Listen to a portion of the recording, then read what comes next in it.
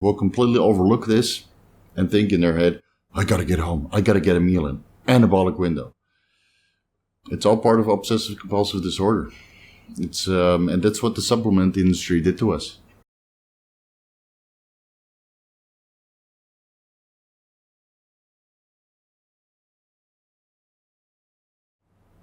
Welcome to Vigorous Mindset. I'm Coach Steve. In this video, I want to discuss several personality and behavioral disorders, which are unfortunately very common in the fitness industry. And I think I'll have to turn this into a complete video series, just like I did with the Prima Bowl and Shark Week video series, because there's a lot of personality and behavioral disorders to discuss. Now, some of them are clinically recognized, like obsessive-compulsive disorder or social anxiety disorder. And some are a little bit unique to the fitness and bodybuilding industry, like the main man syndrome, for example. Unfortunately, very common, especially with the guys that are popular. But let me preface this video by giving you guys a little bit of a foreword or a disclaimer. I'm sure some of you will get triggered by this video series because you'll see something that you easily recognize as yourself and that wasn't earlier diagnosed or classified or worded. And now it's got a label, so you might see yourself in that limelight. Well, most of these disorders, they will apply to me too. So if anything, I'm just talking about myself here, and hopefully I can transfer some knowledge because I will give a little bit of a message and my recommendation on how to deal with these personality or behavioral disorders.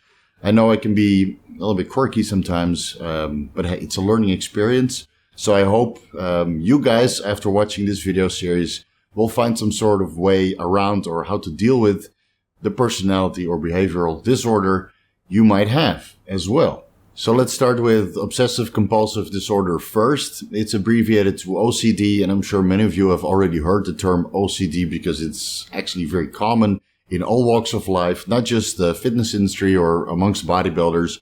OCD is pretty common. It's classified as a mental illness. And usually people with OCD, they have obsessive thoughts or obsessive urges or a tendency to do repetitive tasks over and over and over again. So for example, you touch something which you consider to be dirty and you wash your hands 5 times afterwards because you never feel that it's clean. Or 5 or 7 or whatever number you prefer is your magic number, and you need to perform certain tasks repetitively 5 times, 7 times, 12 times, etc., just to make sure that the action has been performed correctly. Now, a lot of people suffer from this, and it might actually be a little bit beneficial in bodybuilding, because bodybuilding, of course, is nothing more than a continuous performing of repetitions, whether that's repetitions in the gym or repetitions with eating or repetitions with injections. It all boils down to borderline obsessive-compulsive disorder. And you'll see that with the bodybuilders who are actually very good at controlling these repetitions and might have, clinically diagnosed OCD or borderline OCD, is that they're usually the most successful bodybuilder. So there is a place for OCD, but it can certainly detract from your overall life and overall experience if you're in the fitness industry, because if it exacerbates, it starts to detract from everything else. Another example of borderline OCD is ordering your wardrobe by size, by color, and by clothing type. And I'm certainly guilty of this. And honestly, I feel off when the order of my wardrobe is incorrect, simply because some of the laundry is in the laundry basket awaiting cleaning. And then I look at my wardrobe and I see the order is off. Honestly, it ruins my mood. And I have the same thing with recording some of these videos. Sometimes I mispronounce a word and I'll redo the entire take all over again. And that's the reason why you see a lot of cuts, these half-second fades. Sometimes I have to pronounce certain sentences over and over and over again, which is 100% OCD because I want to say it correctly. And I want to make sure that I get my message across. Sometimes I catch it in the editing process, for example. I see that I mispronounce micrograms or milligrams, and the OCD in me takes a little segment of the microgram or milligram, which I mentioned earlier, and overlays that in the audio section. That's how OCD I am regarding these videos. So you guys only see the end product. But sometimes I have to record for an hour just for a 10-minute, 20-minute video. And that's 100% OCD that I suffer from because I want the video to be perfect. And a lot of people have this perfectionist attitude in obsessive-compulsive disorder. They want it to be perfect. And sometimes it gets completely overdone, where, again, you wash your hands 5, 10 times, 12 times, or you make sure that the door of your front door is locked after you leave 5, 10, 20 times. For some people, it's crippling.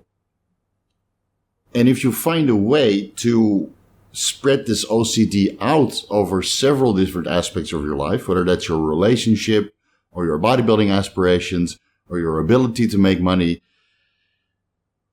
and whatever other, obsessive compulsive desire you have, if you spread this out, you can actually become quite successful.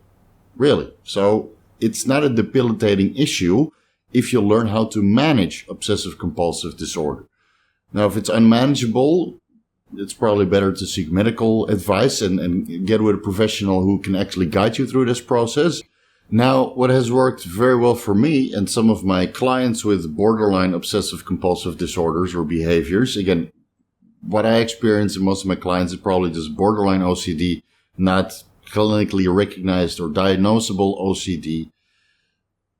In those cases, I found that allocating certain time slots for whatever subject you're trying to maximize or optimize or focus your goals on, you allocate certain time slots and you can be as OCD as you want to be for that amount of time. And when that time slot is over, you're done. You don't get to be any more OCD on this certain subject.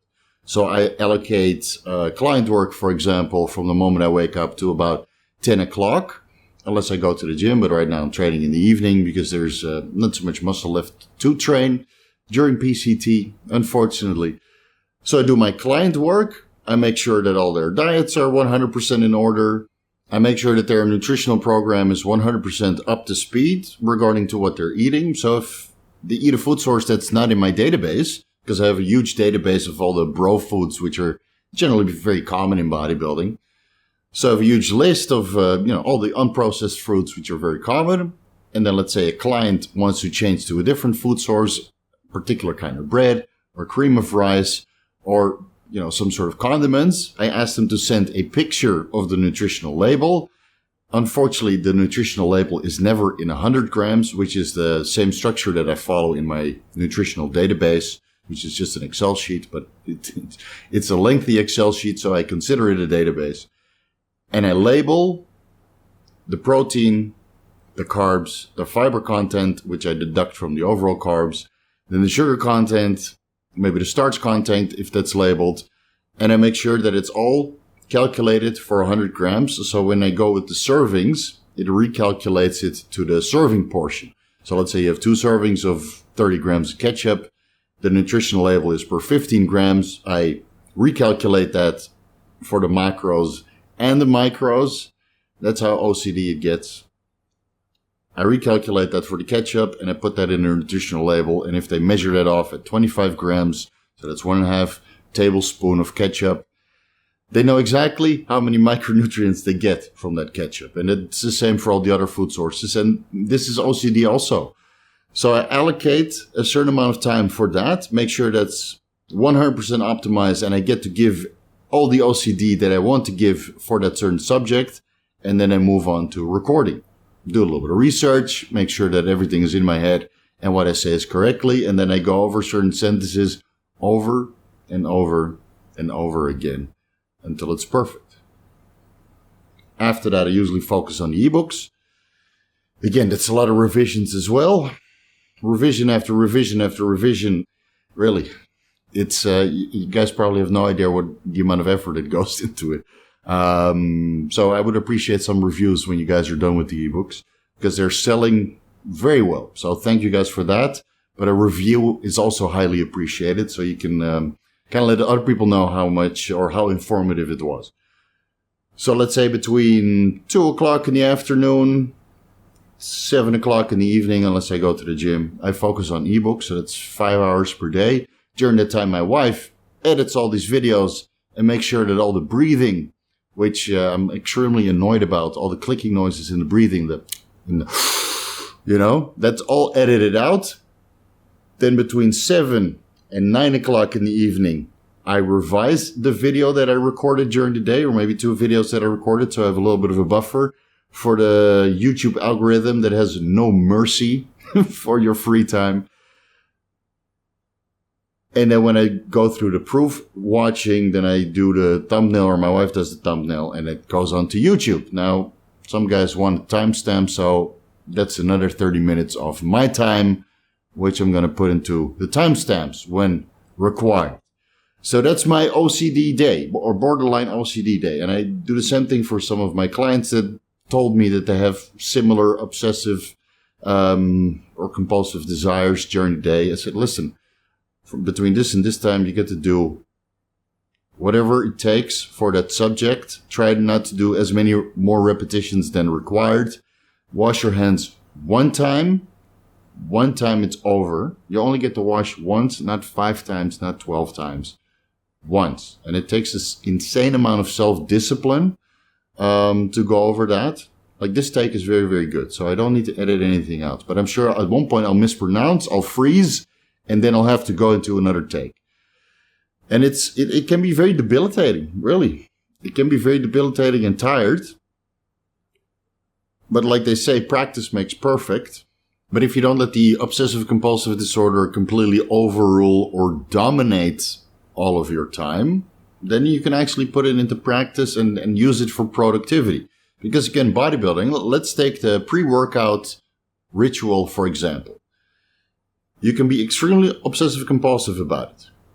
1 hour, exactly 1 hour, you need to finish your meal. And I put it in some of my clients' nutritional scheme. They got a breakfast and meal 2, meal 3, the pre-workout meal, and then the intra-workout shake, and the whole pre-workout protocol regarding the performance-enhancing drugs on time schedule. And it's for the advanced clients. If you're not that advanced, it's not in your program, but for the advanced guys, 1.5 hours before the workout, you finish your meal. Then you put the growth hormone 1 hour before your workout.